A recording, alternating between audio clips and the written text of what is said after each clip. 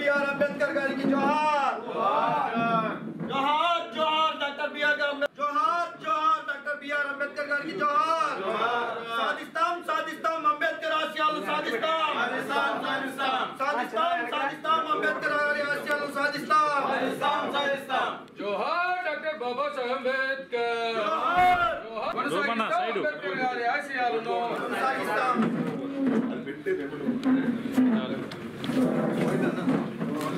అందరూ వేసి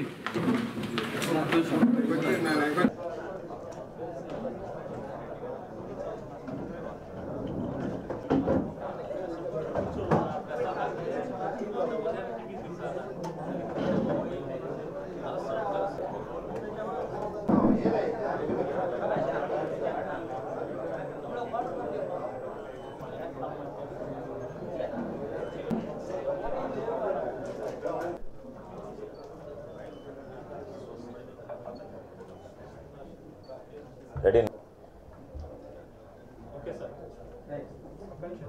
కానీ నేను మీరే కానీ అందరికీ నమస్కారం. ఈరోజు నెల్లూరు జిల్లా వైఎస్ఆర్ కాంగ్రెస్ పార్టీ కార్యాలయంలో గౌరవనీయులు రాజ్యసభ సభ్యులు జిల్లా వైఎస్ఆర్ కాంగ్రెస్ పార్టీ అధ్యక్షులు శ్రీ వేమిరెడ్డి ప్రభాకర్ రెడ్డి గారి అధ్యక్షతన ఈ నెల 19వ తేదీ చేపట్టనున్నటువంటి మహనీయుడు బి.ఆర్. అంబేద్కర్ గారి విగ్రహ ఆవిష్కరణ కార్యక్రమానికి సంబంధించి చర్చించడం జరిగింది. అందరికీ తెలిసినటువంటి విషయం, విజయవాడ నడిబొడ్డున స్వరాజ్ మైదాన్లో ఈ నెల 19వ తేదీన గౌరవ రాష్ట్ర ముఖ్యమంత్రి శ్రీ వైఎస్ జగన్మోహన్ రెడ్డి గారు మహనీయుడు బి.ఆర్. అంబేద్కర్ గారి విగ్రహాన్ని ఆవిష్కరించేటువంటి ఏర్పాట్లు చేయడం జరిగింది. దానికి సంబంధించి విస్తృతమైనటువంటి, ఎందుకంటే ఈ సమాజంలో బి.ఆర్. అంబేద్కర్ గారి సేవలో ఎన్నటికీ మరిచిపోలేము, ఎప్పటికీ గుర్తుండేటటువంటి వ్యక్తి.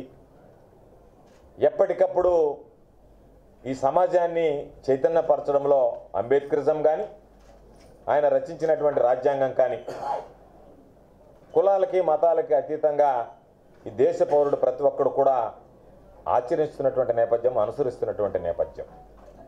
కాబట్టి అటువంటి మహనీయుడికి సముచితమైనటువంటి స్థానం ఈ సమాజంలో ఇవ్వాలి అన్నటువంటి ఆలోచన చేసి జగన్మోహన్ రెడ్డి గారు విజయవాడ నడిబొడ్డున స్వరాజ్ మైదాన్లో ఆ విగ్రహానికి సంబంధించి ఏర్పాటుకి స్థలాన్ని కేటాయించి దానిని ఒక టూరిస్ట్ స్పాట్గా, విహారయాత్రకు ఎవరన్నా రావాలన్నా సరే కేంద్ర బిందువుగా ఈరోజు ఆ ప్రాంతాన్ని తయారు చేయడం జరిగింది.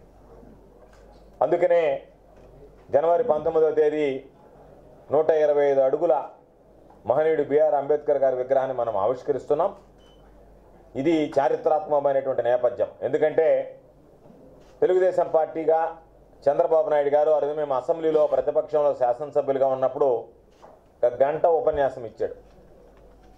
అసలు ఆయనే పాపం అంబేద్కర్ గారి ఆశయాల్ని ఈ సమాజంలో మొత్తం ఈ ప్రపంచానికి అంతా చాటి చెప్తున్నట్టుగా మాట్లాడి 125 అడుగుల విగ్రహం పెడతానని చెప్పి అసెంబ్లీ సాక్షిగా ఆ రోజు ప్రకటించి ఆ తర్వాత అంబేద్కర్ గారి గురించి పట్టించుకున్నటువంటి పాపాన పోలేదు. మనందరికీ తెలిసినటువంటి విషయమే. ఎప్పుడూ చంద్రబాబు నాయుడు అనేటువంటి వ్యక్తికి దళితులు అంటేనే ఒక ఏహ్యభావం, అసహ్యం ఉంటుంది. కాబట్టి అనేక సందర్భాలలో దళితులుగా ఎవరు పుట్టాలని కోరుకుంటారు అని చెప్పి బాహాటంగా మాట్లాడినటువంటి వ్యక్తి. కాబట్టి ఈరోజు మనం మహనీయుడు బి.ఆర్. అంబేద్కర్ గారికి ఈ సమాజంలో సముచితమైనటువంటి స్థానం ఇవ్వాలి. శాశ్వతంగా ఈరోజు మనం విజయవాడకు వెళ్ళగానే సింబల్ ఆఫ్ జస్టిస్ కింద ఎటుదొక్కి తిరిగి చూసినా సరే ఆ విగ్రహం ఈరోజు కళ్ళకి కట్టినట్టుగా కనిపించేటువంటి విధంగా బ్రహ్మాండంగా కళగా ఈరోజు ఆ విగ్రహాన్ని ఏర్పాటు చేయడం జరిగింది. వెళ్ళేటువంటి ప్రతి ఒక్కరిని కూడా ఈరోజు బి.ఆర్. అంబేద్కర్ గారి విగ్రహం ఆకర్షించేటువంటి విధంగా దాన్ని తీర్చిదిద్దినటువంటి ఘనత ఈ రాష్ట్ర ముఖ్యమంత్రి జగన్మోహన్ రెడ్డి గారిది అని చెప్పి ఈ సందర్భంగా తెలియజేస్తున్నాం. దానికి సంబంధించి ఏదైతే 19వ తేదీ విగ్రహావిష్కరణ జరుగుతుందో ఈరోజు దానికి సంబంధించినటువంటి సన్నాహక సమావేశం ఈరోజు జిల్లా అధ్యక్షులుగా ఉన్నటువంటి ప్రభాకర్ రెడ్డి గారి ఆధ్వర్యంలో జరిగింది. మేమందరం కూడా గౌరవ శాసనసభ్యులు అందరం ఉన్నటువంటి అనుబంధ సంఘాల అధ్యక్షులు ప్రధానమైనటువంటి వివిధ హోదాల్లో ఉన్నటువంటి స్థానిక సంస్థలకు సంబంధించినటువంటి ప్రజాప్రతినిధులు అందరం కూడా పాల్గొన్నాం. దీనికి సంబంధించి కూడా ఏ విధంగా ముందుకు వెళ్ళాలనేటువంటి దాని మీద కూడా ఈరోజు ఒక నిర్ణయం తీసుకోవడం జరిగింది. ఇదే విధంగా అందరికీ కూడా రాలేకపోయినటువంటి వాళ్ళకు కూడా దీనికి సంబంధించినటువంటి సమాచారం కూడా పంపిస్తాం.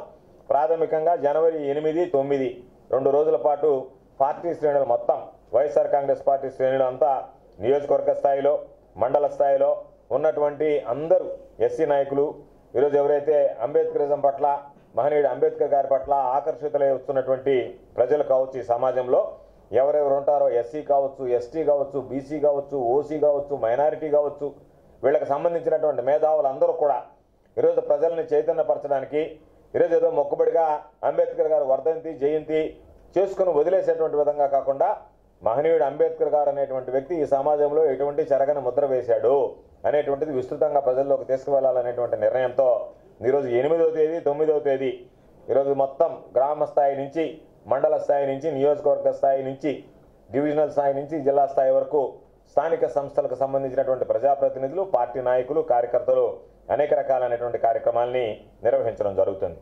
అదేవిధంగా ఆ ప్రోగ్రాములు కొనసాగుతాయి.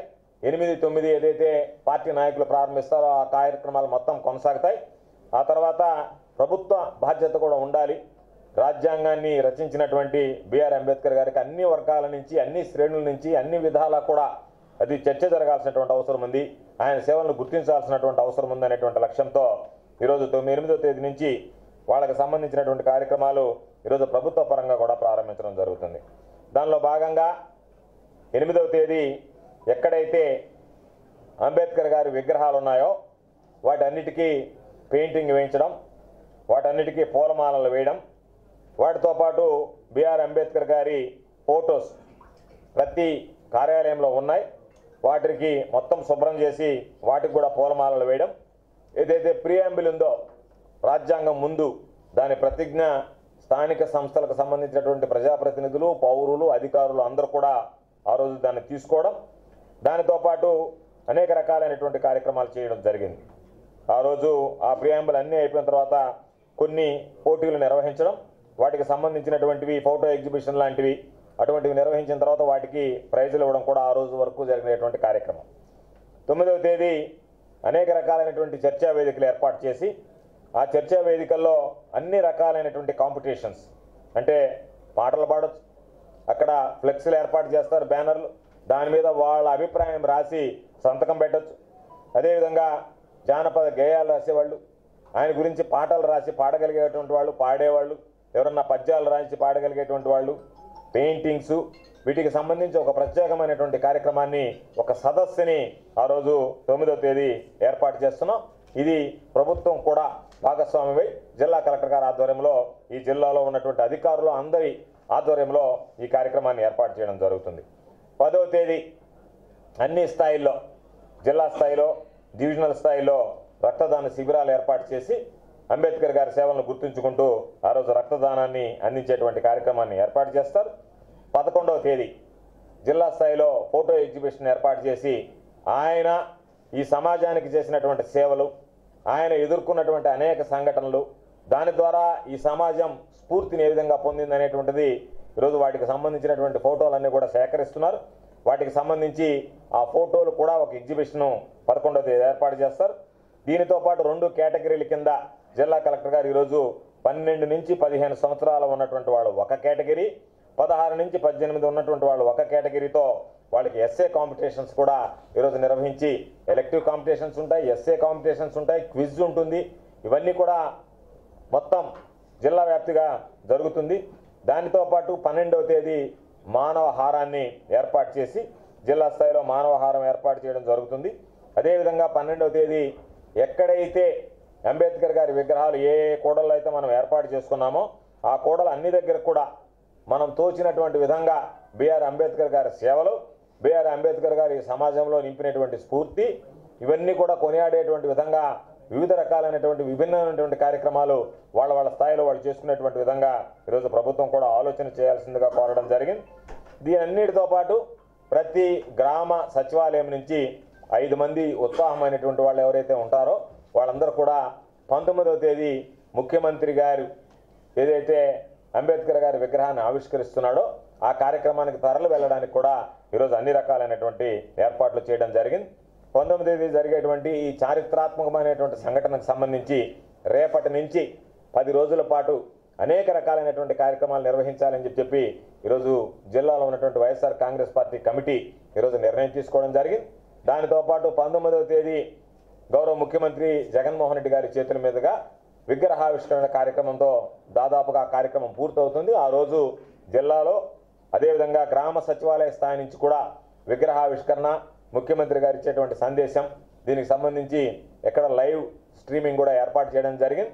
ప్రతి దగ్గర కూడా ప్రతి ఒక్కరు కూడా ఈ కార్యక్రమాన్ని వెళ్ళినటువంటి వాళ్ళు కాకుండా వెళ్ళలేకపోయినటువంటి వాళ్ళు కూడా ప్రత్యక్షంగా వీక్షించేటువంటి అవకాశం ఈరోజు ముఖ్యమంత్రి గారు ప్రభుత్వం కల్పించడం జరిగింది అని చెప్పి ఈ సందర్భంగా తెలియజేస్తూ, ఈరోజు అందరినీ ప్రజానీకాన్ని కోరుకునేది ఏ మహనీయుడైతే ఈరోజు మనం ప్రతినిత్యం ఆచరించదగినటువంటి రాజ్యాంగాన్ని రచించాడో, ఏ మహనీయుడైతే ఎన్నో ఒడిదుడుకులను ఎదుర్కొని ఎన్నో కష్ట నష్టాలను ఎదుర్కొని మేధావిగా అంతర్జాతీయ స్థాయిలో గుర్తింపు పొందాడో అటువంటి వ్యక్తి ఈరోజు భారతదేశంలో జన్మించడం మనందరి అదృష్టం, వరం అని చెప్పి ఈ సందర్భంగా తెలియజేస్తూ, ఆ మహనీయునికి ముఖ్యమంత్రి జగన్మోహన్ రెడ్డి గారు ఈ రాష్ట్రంలో నడిబొడ్డున విజయవాడలో స్వరాజ్ మైదానంలో విగ్రహం ఏర్పాటు చేసి సముచితమైనటువంటి స్థానాన్ని కల్పిస్తున్నటువంటి నేపథ్యంలో ప్రజలందరూ కూడా ఏదైతే ఈరోజు ముఖ్యమంత్రి గారు చేపడుతున్నటువంటి కార్యక్రమం ఉందో ఒక పండుగ వాతావరణంలో ఊరు వాడ ప్రతి ఒక్కరు కూడా అంబేద్కర్ గారి సేవలు గుర్తించేటువంటి విధంగా ఏర్పాటు చేసినటువంటి కార్యక్రమాల్లో ప్రజలందరూ భాగస్వాములై ఈ కార్యక్రమాన్ని జయప్రదం చేయాల్సిందిగా కోరుకుంటున్నాను. Right, thank you. మామూలుగా పత్రికలు రకరకాల వార్తలు రాస్తున్నాయి, ఎవరో స్పెక్యులేషన్స్ వస్తున్నాయి, వాస్తవం లేనటువంటి విషయాలు ఉన్నాయి. మేమందరము వైఎస్ఆర్ కాంగ్రెస్ పార్టీకి విధేయులుగా ఉండేటువంటి వాళ్ళు కాబట్టి ఎవరో రాసిన దానికి సంబంధించినటువంటి ఏదో చెప్తుందండి, ఎవడో చెప్పినటువంటి దానికి ఆ సిద్ధాంతాన్ని మీరు నిరూపించండి అంటే చేయలేం. కాబట్టి వైఎస్ఆర్ కాంగ్రెస్ పార్టీలో ఎక్కడెక్కడ ఏ విధంగా ఎవరి ద్వారా సేవలు అందించాలా ప్రజానీకానికి అనేటువంటిది ముఖ్యమంత్రి గారి నిర్ణయం. ముఖ్యమంత్రి గారి నిర్ణయం ప్రకారం అందరం నడుచుకుంటాం. కాబట్టి ప్రచారానికి కానీ దుష్ప్రచారానికి కానీ వదంతులు కానీ పుకార్లు కానీ నమ్మవద్దు అని చెప్పి మిమ్మల్ని అందరినీ ప్రాధాన్యపడుతున్నాను. ఆయన మాట్లాడినా నేను మాట్లాడినా ఒకటేలే, ఆయన అభిప్రాయం ఆయన ముందు పెట్టుకొని చెప్పేదే కదా. అదే పర్లేదు, నాకే ఆశ్చర్యంగా ఉంది. రోజు ఇది ఇని చూసి ఫోన్లు సమాధానం చెప్పలేక అసలు నేను దాని గురించి పట్టించుకోదలుచుకోవాలి. నేను ఎంపీగా పోటీ చేస్తున్నా నెల్లూరు జిల్లా.